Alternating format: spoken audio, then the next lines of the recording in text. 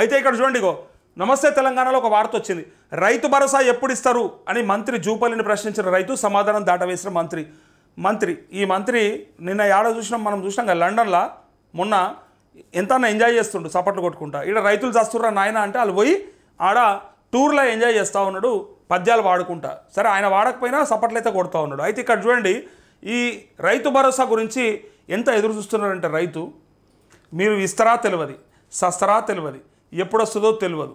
గతంలో 9 సార్లు పడ్డది కాబట్టి ఆశ కొద్దీ ఇంకా వస్తుందేమో అని ఎక్స్పెక్ట్ చేస్తూ ఉన్నారు. పెట్టుబడి సాయం అని చెప్పి అలవాటు చేసి ఇది ఎట్లయిపోయిందంటే రోజు మేత పెట్టి ఒకనాడు ఎండబెట్టినట్టు అయిపోయింది. మనము ఆవులకో బర్రెలకో ఎప్పటికీ మంచిగా మేత పెట్టి నిండబెట్టి ఆయనతో ఒక్కసారి ఎండబెట్టినట్టు అయిపోయింది పరిస్థితి, ఒకటేసారి ఎండిపోయినట్టు అయిపోయింది. వస్తాయి కదా అని చెప్పి ఆడాయిడ అప్పులు చేసి ఉంటారు కొంతమంది రైతులు, ఏది లేదా కొంత పెట్టుబడి కాడ ఇంక ఎక్కువై ఉంటుంది ఖర్చు. దానికోసం ఎదురు చూస్తే ఇప్పటిదాకా పత్తలేదు వానాకాలంది. ఇక మరి యాసంగికి వస్తుందా వానాకాలంకి వస్తుందా, మధ్యలో దేనికి ఇవ్వబోతా ఉన్నారు, ఎటు కాకుండా ఇస్తున్నారు మధ్యలో అంటే ఏమనుకోవాలి అసలు? మీకు అసలు ఇచ్చుడు చేతనవుతుందా లేదనేదే క్లారిటీ ఇవ్వరు ఫస్ట్. లేదంటే మీతో కాదు అంటే ఇక దిగిపోవడే, మీతో అయ్యేది గదే, ఇక అది ఒకటే చేయాలి మీరు.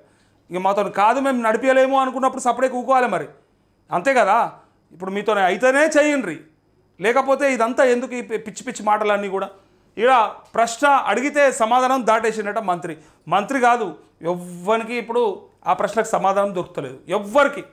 నువ్వు అధికార పార్టీలో ఏ నాయకుడిని అడుగు, వస్తుంది వేసేస్తాం పడిపోతుంది ఎల్లుండి పడిపోతుంది, ఈ డిసెంబర్ 9 ఓకే, ముందర ఓకే, వెనుక ఓకే, నెలాఖర ఓకే చెప్పుకుంటా కాలం వెళ్ళదీస్తూ ఉన్నారు.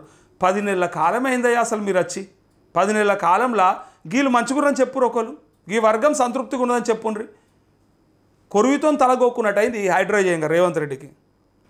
అయితే జూపల్లి కృష్ణారావుని అడిగితే ఈయన ఏం చెప్పిండు చూడుర్రి ఇక్కడ. ఇగో రైతు భరోసా ఎప్పుడు ఇస్తారని ఓ రైతు మంత్రి జూపల్లి కృష్ణారావును ప్రశ్నించాడు. సమాధానం చెప్పకుండా ఆయన అంశాన్ని దాటవేశారు. గురువారం నిజామాబాద్ జిల్లా పర్యటనకు వచ్చిన మంత్రి జూపల్లి డిచ్పల్లి, ఆర్మూర్, ఎడపల్లి మండలంలో ధాన్యం కొనుగోలు కేంద్రాలను పరిశీలించారంటూ ఈయనే ఆ ఉమ్మడి జిల్లాకు ఇన్ఛార్జ్ మినిస్టర్ జూపల్లి కృష్ణారావు. పోతే రైతులు అడిగిరట, అడిగితే చెప్పడం చేతగాలే. చూడు రీగో ఇక్కడ ఏమంటున్నారు చూడు. పోయి వడ్లు కొనుగోలు దగ్గర పోయి లేవడ్డాడట. అయితే డిచ్పల్లి మండలం మెంట్రాజ్పల్లి ధాన్యం కొనుగోలు కేంద్రాన్ని సందర్శించి రైతులతో మాట్లాడారు. ఏమైనా ఇబ్బందులు ఉన్నాయా అని ఆరాధిస్తారు. అసలు ఇబ్బంది రైతు బంధు రాక, రుణమాఫీ చెయ్యక. ఇట్లా వచ్చిన నాయకులను ఖచ్చితంగా దొరకబట్టి అడుగురు. ఎక్కడికస్తే అక్కడికి మీరు రాజకీయాల కోసం రాకుండ్రి, ప్రతిపక్షాలు అయితే మీకు చేతనైతే మా కోసం కొట్లాడి చేపినని చెప్పి వాళ్ళకి చెప్పుండ్రి. ఒకవేళ పాలక పక్షం వచ్చి ఈ కండువాలు వేసుకొని వస్తే, ఏవి రైతు కండువాలు వేసుకొని వస్తే, దొంగల్లారా మా కండువాలు వేసుకొని మమ్మల్ని మీ మనసులో అన్నట్టుగా భ్రమ కల్పించడం బంద్ చేసి మా మనసులు అనుకోవాలంటే, మా మనసులు గెలుచుకోవాలంటే ఫస్ట్ మాకు రుణమాఫీ చేయించు లేదా రైతు బంధు వేయించు అని చెప్పాలి.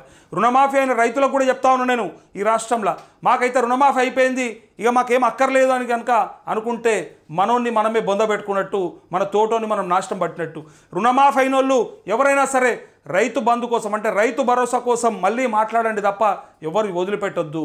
ఇక మాకైతే 2 లక్షల రుణమాఫీ అయిపోయింది, ఇక నాకు ఎవరితో పని, ఎవడెక్కడ పోతే నాకెందుకు అనుకుంటే కలవది. ఇవాళ ఒక్కరోజుతో అయిపోదు, ఇవాళ తింటే ఇవాళ పోతే సరిపోదు, మళ్ళీ రేపు కూడా తినాల్సి వస్తుంది, రేపు కూడా ఆకలి ఉంటుంది. ఈ ఆకలి రేపటి కోసం కూడా మాట్లాడాల్సి ఉంటుంది. ఏ రైతు అయితే నాకెందుకు అనుకుంటే కుదరది. మీరు రైతు బంధు కోసమన్నా మీరు నోరిప్పాల్సి ఉంటుంది. రైతు భరోసా పడలేదని నోరిప్పాలి. సన్నవాళ్ళకే ఎందుకు మాకు బోనస్, దొడ్డు వాళ్ళకి ఎందుకు ఇయ్యారు మీరు అని చెప్పి అడగాల్సిన అక్కర ఉన్నది. కాబట్టి రైతులారా ఒకసారి ఈ రాష్ట్రంలో ఉన్నటువంటి రైతాంగాన్ని అందరినీ కూడా కోరుతా ఉన్నా, నేను అభ్యర్థిస్తూ ఉన్నా, ఖచ్చితంగా ఒక్క రైతు రుణమాఫీ కాదు అయిన రైతులను కూడా అడుగుతా ఉన్నాను. 22 లక్షల మంది రైతులకు అయింది అంటున్నారు కదా. సో అయిన రైతులారా ఒకసారి మీ రైతు బంధు ఎక్కడ పోయింది, ఏ దొంగ ఎత్తుకపోయిండు, లేకపోతే ఎవరు ఎత్తుకపోయారని చెప్పి అడిగే అవసరం ఉన్నది. ఖచ్చితంగా అడగాలి, వాళ్ళని అడిగి వేయించుకోవాలి. మనకు ఒక రుణమాఫీ అయితే సరిపోదు, అది వాళ్ళు ఇచ్చిన మాటనే. కానీ రైతు బంధు అయితే ఎప్పటి నుంచో పడుతున్నది కదా, మరి ఇది ఇస్తే అది ఇవ్వమని చెప్పి ఆనాడు చెప్పాలి కదా. ఈ దొంగలు అట్లా అనుకుంటే ఆనాడే చెప్పి ఉండాల్సింది కదా. మేము రైతు బంధు వేయము, ఓన్లీ రుణమాఫీ మాత్రమే చేసి ఇంట్లో పంటాము, మీరు ఉంటే ఉండురు లేకపోతే లేదు, వేస్తే వేయరు లేకపోతే లేదు అని ఆనాడు చెప్పి ఉంటే ఎట్లయితే అట్లా ఉంటుండే. కాబట్టి రుణమాఫీ కానీ రైతులు ఎంతైతే ఇలా బాధతోని వేదతోని ఫోన్ చేస్తూ ఉన్నారో, ఎంతమంది అయితే వెయిట్ చేస్తూ ఉన్నారో, గ్రామాలలో ఇంకా అరే ఇప్పుడు వస్తుందా అప్పుడు వస్తుందా, ఎవడు చెప్తాడా, ఏ వార్త వస్తుందా అని చెప్పి కళ్ళు కాయలు కాసే లెక్క చూసేటోళ్ళ రైతులు ఉన్నారు కదా. సో మీరు వాళ్ళే కాదు, రుణమాఫీ అయిన వాళ్ళు కూడా సంతోషంగా ఎవరైతే ఉన్నారో ఈ కాని రైతుల కోసం ఒక్క మాటన మాట్లాడండి, కాని రైతుల కోసం ఒక్కసారన్నా కొట్లాడండి, ఈ కాని రైతుల కోసం రైతు బంధు కోసమన్నా మాట్లాడండి. కనీసం ఆ రైతుకు ఆసరైతుంది, ఉపయోగపడుతుంది. అంతే తప్ప మాకు అయిపోయింది, మాకేం అక్కర్లేదని మాత్రం అనుకుంటే భవిష్యత్తులో మీకోసం మాట్లాడేటోడు ఉండడు, మీకోసం కొట్లాడేటోడు ఉండడు. నాటువంటివాడు అసలుకే మాట్లాడాడు. మీ అందరి సహకారం ఉంటేనే రైతాంగం మొత్తం మేము బురదలది కష్టపడతాము, మా కష్టానికి గుర్తింపు లేదు అని చెప్పి ఒక్కసారి గొంతెత్తితే గలమెత్తితే రేవంత్ రెడ్డి కాదు మన అయ్య మన తాత కూడా దిగి రావాల్సిందే. అందుకే చెప్తా ఉన్నా నేను, ఎవరైనా సరే మనకి ఇలా అధికారంలో ఉన్నారు, ప్రభుత్వంలో వచ్చిండ్రు, మనం పెట్టుకున్నాము కాబట్టి మనకు చేయాల్సిందే వాళ్ళని చెప్పి అనుకొని కొట్లాడాలి తప్ప మాకు అయిపోయింది మేము విడిచిపెడతామంటే నడవది. భవిష్యత్తులో ఇంకా చాలా ఉంటాయి, ఈ ఒక్కదాంతో సరిపోదు కదా. అయితేగో ఇక్కడ అడిగిర్రు. ఈ సందర్భంగా ఊహించని రీతిలో జూపల్లికి ఒక ప్రశ్న ఎదురైంది. రైతు భరోసా ఎప్పుడు ఇస్తారు అని రైతు పవన్ మంత్రిని ప్రశ్నించాడు. సరిగా స్పందించని మంత్రి ఇక్కడికి వచ్చింది కేవలం రైతు సమస్యలు తెలుసుకోవడానికేనని, రాజకీయాలు మాట్లాడొద్దని సమాధానం దాటేశారు. ఆ మంత్రికి సోయి ఉంటే ఉండాలి, అది రాజకీయమా? ఏమడిగిండు ఆయన? ఏమడిగిండు? ప్రతి నెల పెన్షన్ వచ్చే ఒక అవ్వ దగ్గరకు పోయి ఈ నెల 2 నెలలు రాకపోతే అడుగుతుందా అడగదా? అమ్మ బిడ్డ నాకు పెన్షన్ వచ్చేది ప్రతి నెల, ఈ నెల రాలేదని అడుగుతుందా అడగదా? మరి అట్లనే రైతు కూడా అడుగుతూ ఉన్నాడు కదా. నువ్వు ఇచ్చేటోళ్ళకి ఏదైతే రెగ్యులర్గా ఇస్తావో అది రాకపోతే అడగాల్సిన అక్కర ఉన్నదా లేదా? ఉంటుంది కదా. మీరైతే ఓటు కోసం ప్రతి 5 సంవత్సరాలకు ఒకసారి బిచ్చం ఎత్తుకోవచ్చా? మా దగ్గరకు వచ్చి గదవలు పట్టుకొని కాళ్ళు పట్టుకొని ముడ్లు కడిగి మీరు ఓట్లు అడుక్కోవచ్చా? మరి ఆనాడు 5 ఏళ్ళకు ఒకసారి అంటే ఎవ్రీ 5 ఇయర్స్కు మీరు వచ్చే ఓట్లు అడగచ్చు. బట్ మేము ప్రతిసారి వచ్చే రైతు బంధు అడగకూడదా? అది మా తప్ప? దాని రాజకీయం అంటాడు ఈ మంత్రి, సోయలేని మంత్రి. తలకాయ లేదు ఇలా ఎవ్వరు కూడా. అది రాజకీయం ఎట్లయితుంది?